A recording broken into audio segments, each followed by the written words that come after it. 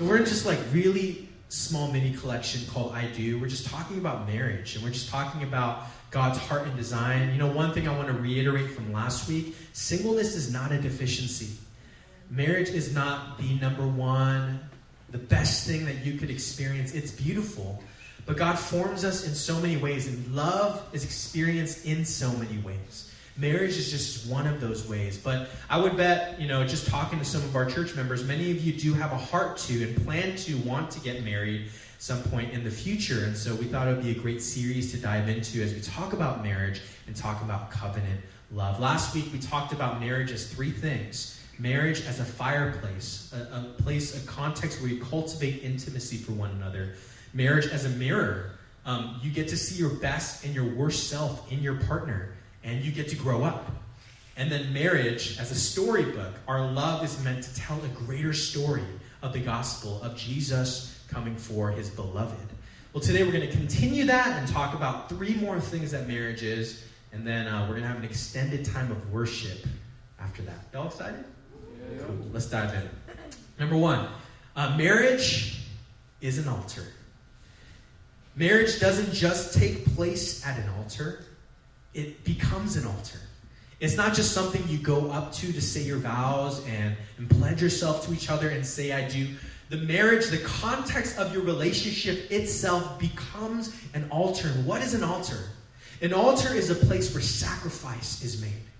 In marriage, I love this simple mathematical equation. Marriage is 1 + 1 = 1. The mystery of marriage is that two people approach the altar, but one walks away. And I don't mean it in some sort of like Hunger Games context, like two people come up and one person kills the other and walks. No, two people come to the altar, but the mystery of that marriage is that one walks away. Two become one flesh. Marriage is an altar where each person, as an individual, is offered as a sacrifice for the love of the other. In other words, me living for myself, trying to get my own way, bending toward my preferences, doing things for my benefit is now sacrificed at the altar. Me thinking about only my goals, taking care of my own needs, living off of my own strength is sacrificed at the altar. There is no more me without you. It doesn't mean we give up like our sense of self. I should have a healthy sense of identity, confident in who God has created me to be. But what it simply means is that the days of me living for myself and myself alone are finally over. Now I live also for this person that I pledged myself to. I mentioned in that New York Times article last week that what they said about marriage is that marriage used to be about us, about the good and the benefit of the two. But now, over time, marriage has become more about me. Sociologists, they actually argue that in contemporary Western society, the marketplace and capitalism have become so prominent and so dominant that they've actually fundamentally altered the nature of our relationships. And what do I mean? Relationships like marriage used to be characterized by covenant, right? A deep commitment that we offer to one another. It's marked by self-sacrificial love. I love you because I promise I will love you. I won't leave you because I promise I will be with you in highs and lows through thick and thin. But now, relationships have become characterized by commodification based on a consumer model, meaning that they've become more and more transactional, right? We stay connected to people only as long as they're meeting our particular needs at an acceptable cost to us.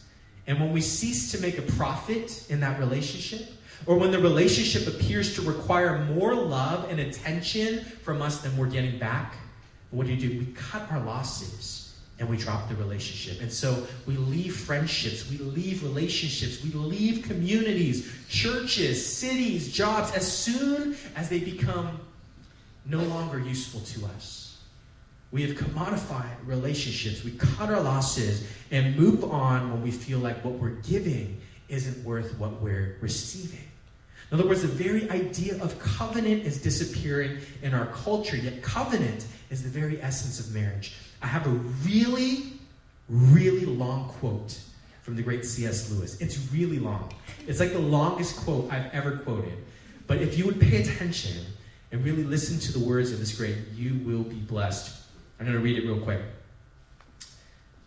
Oh, no, wait, I'm so sorry. I'm not at the quote yet. We're going to go to a very controversial Bible passage instead. Ephesians 5:21 through 28.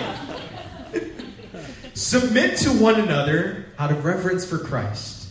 Wives, submit yourselves to your own husbands as you do to the Lord. For the husband is the head of the wife, as Christ is the head of the church, his body, of which he is the Savior. Now, as the church submits to Christ, so also wives should submit to their husbands in everything. Husbands, love your wives, just as Christ loved the church and gave himself up for her to make her holy, cleansing her by the washing with water through the word, and to present her to himself as a radiant church without stain or wrinkle or any other blemish, but holy and blameless. In the same way, husbands ought to love their wives as their own bodies. He who loves his wife loves himself. First of all, let's address the elephant in the room.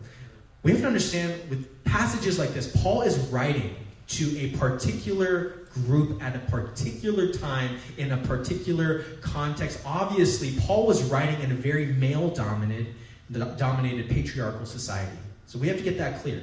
There was no grid or no framework for anything else. And so rather than getting caught up in the semantics of gender roles and what a husband or a wife is supposed to do, or if there's anything beyond it, I think it's more helpful to get to the heart of what Paul is actually saying here. What's he saying? I love that so many people argue, wives, you got to submit to your husband. Or like, husbands, you got to give up your life for your wife. But the first line of this is actually a call to mutual submission. Submit to one another out of reverence for Christ. Love each other just as Christ loved the church. How did Christ express his love for us? He laid down his life. He gave it up for the ones he loved. He offered himself up as a sacrifice for his beloved. And so what I'm driving at here is these calls aren't exclusive to one spouse. These calls aren't exclusive to one gender. It's not that only a woman is supposed to submit and only a man is supposed to sacrifice. It's a call to mutual submission, a call to mutual sacrifice, a call for both people to lay down their lives in love for one another. In my marriage, there are times where I submit to Krista, and there are times where Krista submits to me. There are times where I give up my wants so that Krista could get what she wants, and vice versa. There is a mutual giving up in the moments we're together in relationship. See, in marriage, there's a kind of happiness that you can only experience when you learn to put the happiness of your spouse ahead of your own. And for those not married, there's a kind of happiness that you can only experience when you put the needs of someone you love ahead of your very own. It's a deep kind of happiness, a happiness through serving others instead of using them, a joy that comes from giving instead of receiving, loving another person in a costly way. One of my favorite definitions of love is inconveniencing myself for the sake of the other. See, when the Bible speaks of love, it measures it primarily not by how much you want to receive, but by how much you're willing to give yourself to someone. How much are you willing to lose for the sake of this person? How much of your freedom are you willing to forsake? How much of your precious time, emotion, and resources are you willing to invest? And this is the difference between love and lust. Lust is about seeking pleasure for myself. Love is about giving for the sake of the other. And I think there is a big difference when we base a relationship on love or on lust. How beautiful. Just imagine with me. How beautiful would it be if two people moved toward one another in self-sacrificing love? If marriage became an altar not where we come to fight for our own needs, our own desires, our own happiness, but it became a place where we both fight for the other to win, where we both fight for the other person to receive, for the other person to be blessed. That is marriage as an altar. How this played out in Krista and my relationship, people ask me all the time, Mickey, how did you know that you wanted to marry Krista? And I tell them, there was a season in our relationship, in our 1 year of dating. It wasn't very long, but we were pastors. We were ready. We just knew. But there was a season when we were dating where Krista just fell into this really deep funk. And for me, one of my biggest dreams was I know, don't laugh at me. It's really Christian and nerdy, but I was like, oh, I can't wait to do ministry with my wife. I can't wait to lead prayer meetings together and worship. For me, that was a dream that I held in my heart for my future wife. And so when I got together with Krista, that was something I was so excited for. But then when we started dating, something really strange happened, and Krista just kind of fell into this funk where she didn't even want to show up at church anymore. And she was depressed, and she didn't want to pursue God. And the question that I was confronted with, because I was ready to propose to her after 1 week. I know, I'm like an eager beaver, but I just knew. We were friends for 8 years before that, okay? Don't judge me. But I just knew, I wanted to marry this woman. But then everything on the outside was oh, but I don't even know if she'll even want to go to church, let alone want to do ministry. And the question I was confronted with was this: Mickey, are you willing to love her even if your dreams don't come to pass? Even if she isn't the person that you in your heart want her to be, are you willing to love her for the rest of your life? And it's okay if you're not, but are you? Because that's the question that you need to answer if you're thinking about marriage. And as I prayed, I came to a conclusion. I want to love Krista for the rest of my life, even if we don't fulfill our dream of doing ministry together, even if it's just me going to church every week and she's at home watching on the live stream. I'm willing to give these things up because I want to spend the rest of my life loving her. It was almost a form of sacrifice. And it's crazy. As soon as I made that decision, God brought her out of that funk. It was such a strange season. And so in that season, I was willing to sacrifice for the benefit of the other. Fast forward now, we just had our baby. And can I tell you something? Mothers will never understand how much mothers sacrifice. Not just for their families, but for every area of their lives. And it really hit me because we had community group this last Wednesday. And for some reason, our community group has all the married folks. So it was really cool. And Jerry, just getting that marriage anointing, man. Just blessed, just sitting under that. And it didn't really hit me until Krista was like, I actually haven't been in community group for a year and a half. And she luckily, she offered me the space to go and be part of community group while she stayed and, put Zion to bed for a year. But at that moment, it hit me. She sacrificed so much for me. See, marriage becomes an altar where we sacrifice our pursuit of self for the benefit of the other, and no benefit or gain to us. And the beautiful thing is when it works, when two people are willing to do that for one another, and it's not I got to fight for my space, I got to fight for my needs. That is the beautiful image of covenant love that God wants us to tap into in the context of marriage. And so marriage, number one, is an altar. Number two, marriage is a workbench. What is a workbench? We have no idea because we're not handy this day and age. But a workbench, as Fatai will tell you, is a flat table or a surface where manual labor is done. Whether it's building something or fixing a piece of furniture or sanding the edges of a rough surface, a workbench represents a place where you intentionally work on something. Can I tell you something that might turn you off to getting married for the rest of your life? The work and relationship never ends. I used to think, oh man, if we just fall in love and we work really hard in the beginning, we could just coast for the rest of our lives. No, the work of relationship never ends. This is true in our marriages. It's true in our friendships. It's true in our families. We never graduate from work, from effort, from intentionality in our relationships. In fact, the moment most relationships die is when we stop putting in the work. Cue the C.S. Lewis quote, the really long one. This is a sermon. Just imagine C.S. Lewis is here. Being in love is a good thing, but it is not the best thing. There are many things below it, but there are also many things above it. You cannot make it the basis of a whole life. It is a noble feeling, but it is still a feeling. Now, no feeling can be relied on to last in its full intensity or even to last at all. Knowledge can last, principles can last, habits can last, but feelings come and go. And in fact, whatever people say, the state called being in love usually does not last. I'm so sorry. If the old fairy tale ending, they lived happily ever after, is taken to mean they felt for the next 50 years exactly as they felt the day before they were married, then it says what probably never was, nor ever would be true, and would be highly undesirable if it were. Who could bear to live in that excitement for even 5 years? What would become of your work, your appetite, your sleep, your friendships? But of course, ceasing to be in love need not mean ceasing to love. Love in the second sense, love as distinct from being in love, is not merely a feeling. It's a deep unity maintained by the will and deliberately strengthened by habit, reinforced by the grace which both partners ask and receive from God.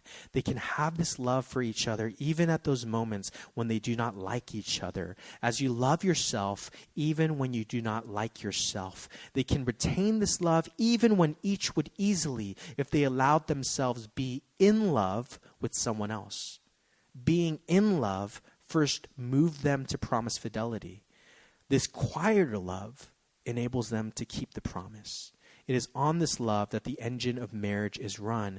Being in love was the explosion that started it. Ooh, isn't that good? One of my favorite songs by Pat Barrett is called Sails, and the first line of the song is, "Falling is easy, but staying in love is hard." It's so true. Falling in love is easy. Anyone can fall in love. Like hormonal teenagers, they glance at each other for a split second and they fall in love. Like, I know we got some Y-whammers in the house. Y-whammers, they just look at someone across the room, someone's lifting their hands, fall in love, right? We used to have this running joke in, like, I led so many overseas mission trips that, sorry, that really hit deep for some of you, okay? Like, I led so many mission trips, and never underestimate the power of a mission trip to get young Christians to fall in love with each other. Every single trip. I even fell in love with so many people on mission trip. It just happens. Anyone can fall in love. Literally anyone can fall in love, but it takes work to stay in love. You know, I'm not impressed anymore by people who get married and, like, you know, post on it on Instagram and, like, have all these cool quotes about love out of context. I'm impressed by people who have been married for like 10 years, for like 20 years. And if you've been married even for a year, you know, if you get to like 30 years, that is literally a supernatural move of the Holy Spirit. Like, I'm not kidding. It takes that much work. Like, y'all could keep your fancy Instagram posts and grandiose expressions of affection. I want the kind of love that people who have been married 30, 40, 50, 60 years, that kind of love. C.S. Lewis says it's a quiet love. It's not one that needs to boast or scream out loud. It's a love that's not as flashy or as sexy as the spark that ignited that love. It's a quieter love that's constant and steadfast. A quieter love that's subtle but powerful. A love that goes beyond feelings. A love that sticks it out through every storm and never stops inching forward. In any relationship, there will be times where your feelings of love dry up. But during those times, we have to remember that the essence of marriage is not feeling, but covenant and commitment. In Revelation 2, 4-5, God is speaking against the church, specifically in Ephesus, and he says this, "Yet I hold this against you. You have forsaken the love you had at first.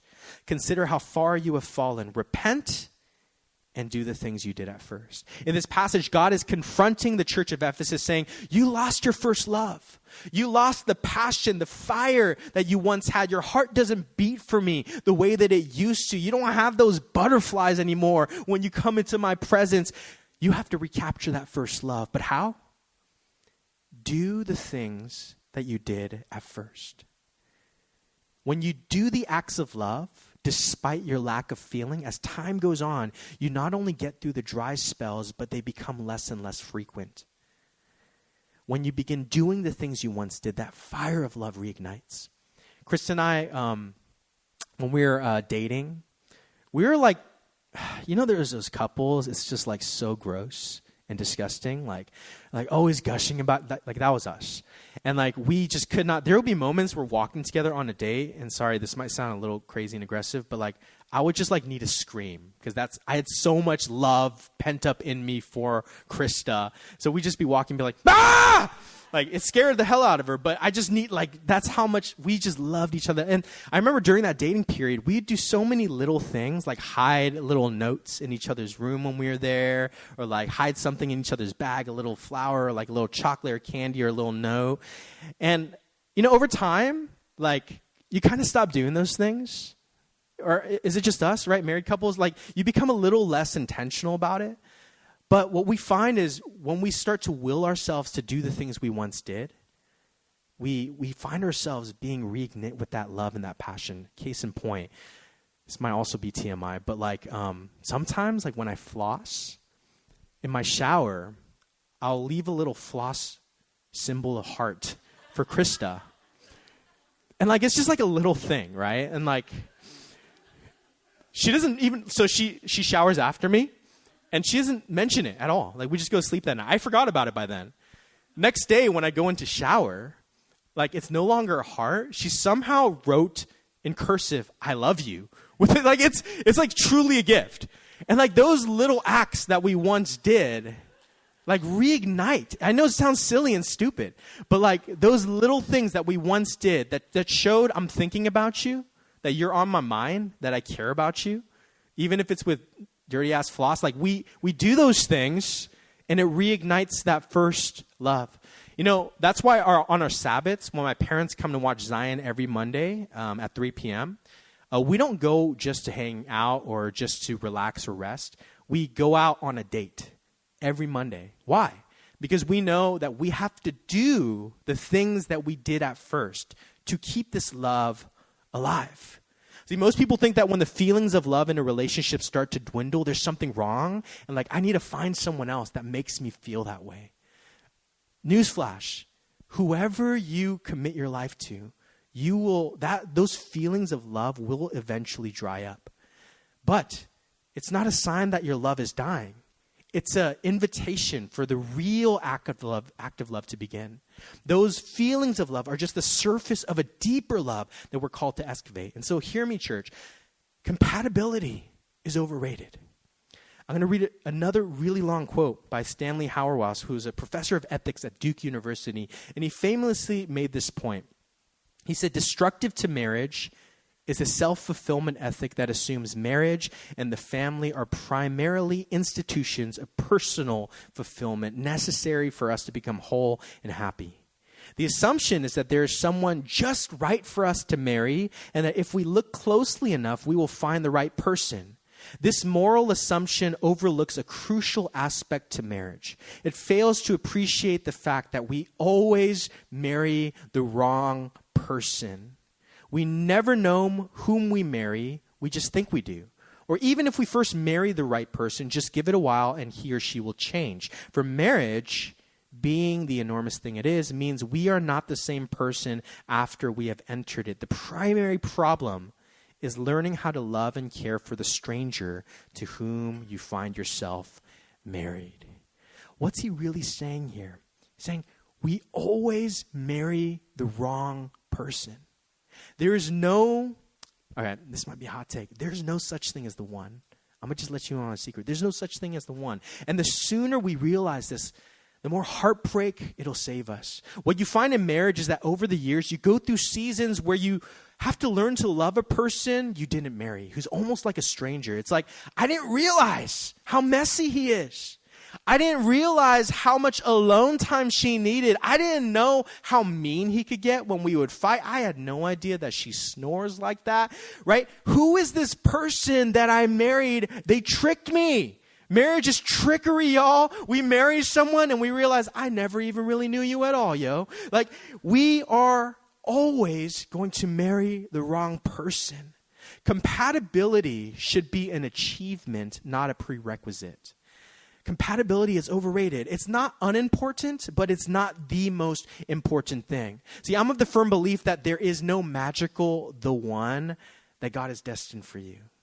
I know this might break some of your paradigms, but I don't believe there is a perfect person that God has set aside for you that you're going to be instantly compatible with. Perfect. Two pieces of the puzzle that fit together. Sometimes, and we over-spiritualize things, and we make things so weird when we use language like the one. Like we go up to someone and say, God told me you're the one. Like what's someone supposed to say to that? It's weird, guys. It's harmful, I think, and sometimes you don't do that. I believe that the one is simply the one you choose.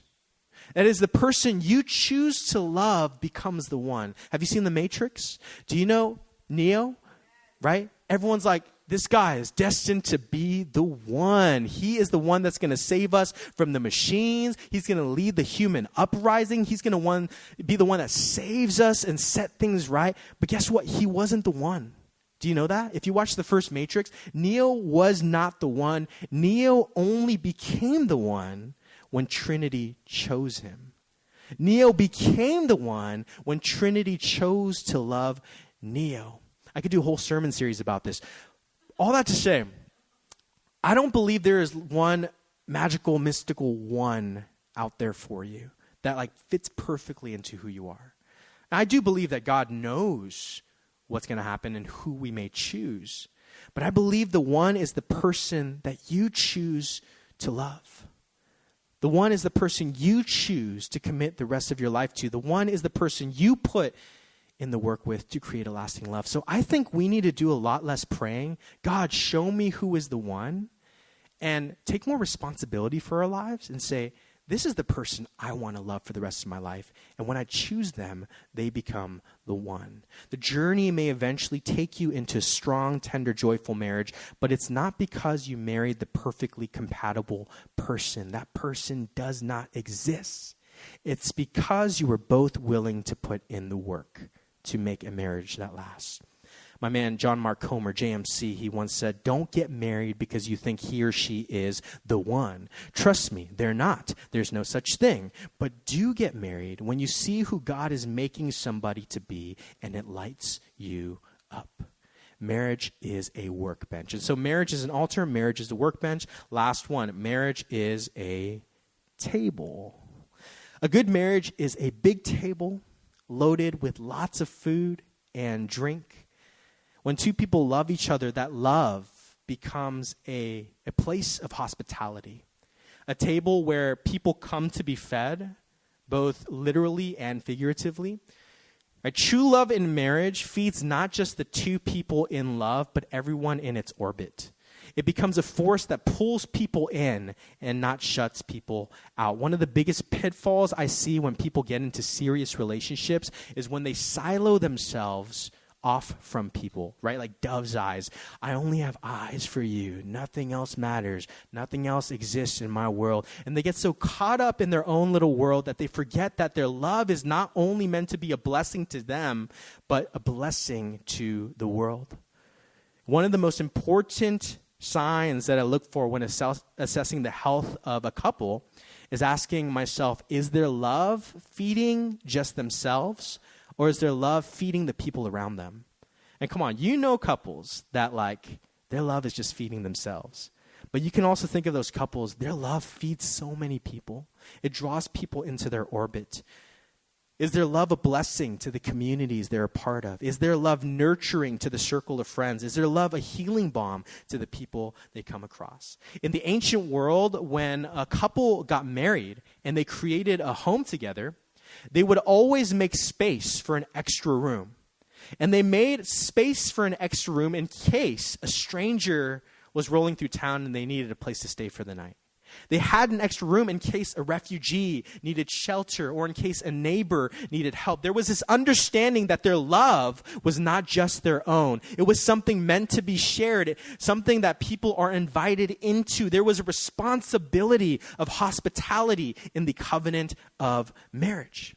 And this is why I love, we have married couples and we have singles in the same community groups. And I love that. Why? Because one of my favorite experiences in community groups, I was part of a community group back at my old church, and it was full of a few married couples, and then there were a few single people. And there was one single person in that group who just happened to be a lot older than I was. Let's just put it that way. And one time, that single person, they were sharing in the group one night, and they said, oh, beautiful. That's weird. What is that? That's so strange. God was creating a moment there, and I just quenched it. I just quenched it, y'all. I'm sorry, God. In that group, one time, the single person who happened to be older, they said to the group, and they shared with the group, they were bearing their heart. They said, this is my family. Like, I don't really have anyone else, but I'm so thankful that I have you all. Marriage makes room at the table. It says you can come and you can find shelter here. You can come and you can be fed. You can come and you can belong. You know who does this really well in our church? John and Soph. Just shouting you guys out. If you guys know John and Soph, this beautiful couple right here, y'all know. I feel like you guys are so good at this. Like, John and Soph are always inviting people over for dinner, always inviting people to hang out. When you're around them, it doesn't feel like you're just observing their love story. It feels like I'm invited into that, and I could feel that love too. And they're just so intentional about creating their home and creating their relationship to be a table where people can come and be fed and be blessed. Right? Our homes need to be open because our hearts are open, and our hearts open because we remember God's heart is open to us. I'm going to share one last passage, and I don't think it's up there, but it's in Revelation 19:6-9. Talking about the end times. I heard, as it were, the voice of a great multitude, as the sound of many waters, and as the sound of mighty thundering, saying, Alleluia, for the Lord God omnipotent reigns. Let us be glad and rejoice and give him glory, for the marriage of the Lamb has come, and his wife has made herself ready. And to her it was granted to be arrayed in fine linen, clean and bright, for the fine linen is the righteous acts of the saint. This is the part I want to call attention to. Then he said to me, Right, blessed are those who are called to the marriage supper of the Lamb. And he said to me, These are the true sayings of God. The end of the story is the marriage supper of the Lamb. It's a giant table spread with food and with wine and with blessing. And it's an open table for all who want to come and feast. This is the invitation God offers us. And it's the same invitation we are called to extend to others with our homes, with our resources, our time, and our effort. Marriage is an altar. Marriage is a workbench. And marriage is a table. So whether you're married or single or dating or engaged, this is the love that God invites us into. A love that sacrifices. A love that puts in work. And a love that welcomes others in. Why don't we invite up the worship team? Why don't we close our eyes and we'll conclude in prayer. I didn't plan this, but we are going into an extended time of worship, which really means we're not going to do one song. We're going to do 2 songs, okay? And it wasn't because Paul at the keyboard messed up, I promise. This was planned, okay? But I really do believe that today, more than just a love relationship in the context of marriage, God is teaching us about his love for us. A love that gave life. A love that sacrificed for us. A love that worked to reach us. A love that invited us in. So right now, why don't we close our eyes? And there are 3 things I want to invite you into pondering in prayer.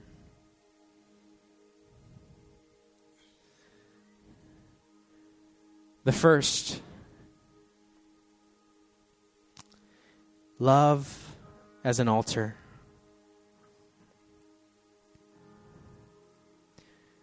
Today, God, we remember that love paid a cost.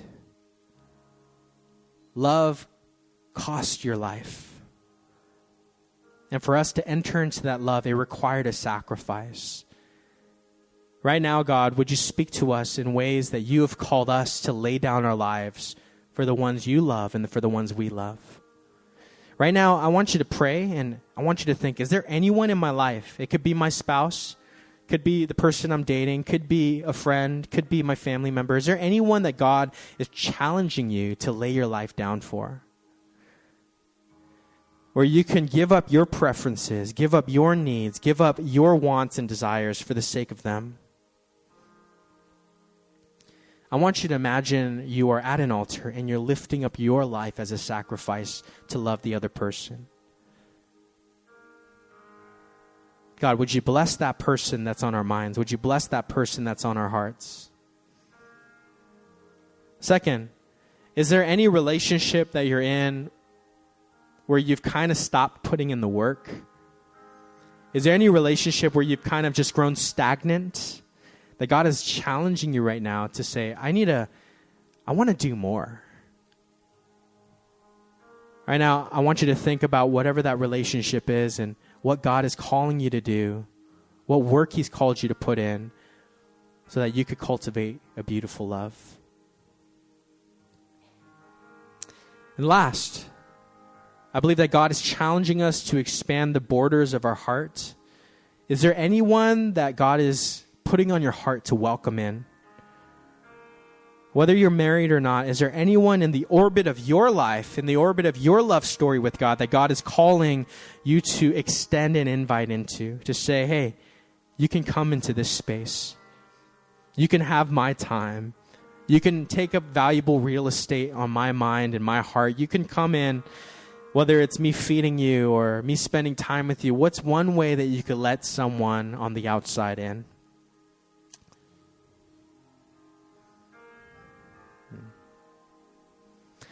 God, teach us about this love, this covenant love that's so beautifully expressed in marriage, but so much more. We want to love like you do.